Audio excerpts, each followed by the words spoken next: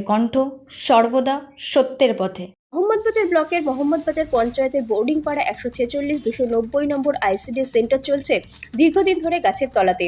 কখনো গ্রামের এই বাড়িতে তো কখনো গ্রামের ওই বাড়িতে সেন্টার চলে, যেখানে রাজ্যের মুখ্যমন্ত্রী মমতা বন্দ্যোপাধ্যায় শিশুদের শিক্ষা ও পুষ্টির দিকে কঠোরভাবে নজর দিয়েছেন।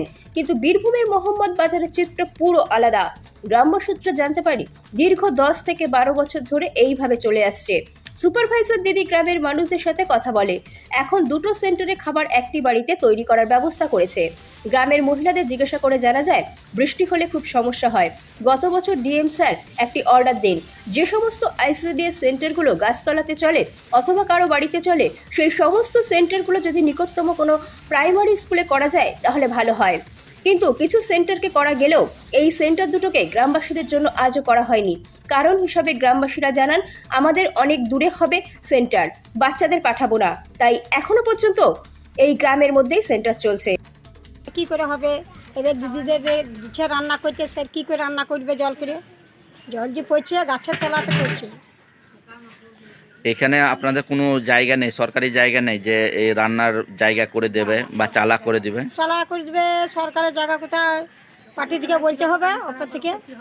হ্যাঁ, আমার ঘরে কিছু দিয়ে রান্না করলে চলে এলো, ধুমো হয়েছিল, আবার ওইখানে রান্না করছিল, ওইখানে জল হয়েছিল, রোদ হয়েছিল, আবার এইখানে চলে এইখানে ধরো এই গোয়াল রয়েছে, তাও বাচ্চাদেরকে তো কষ্ট দিচ্ছে না, ভিজিয়ে তেতে রান্না করছে। মানে গোয়ালের পাশে রান্না হচ্ছে, তাই তো? ফাঁকাতে পুকুরের গাবায়। 146 নম্বর সেন্টার মোহাম্মদবাজার 2, রান্না হচ্ছে গাছের তলায়। কি অবস্থা নিজেরা দেখতে পাচ্ছেন।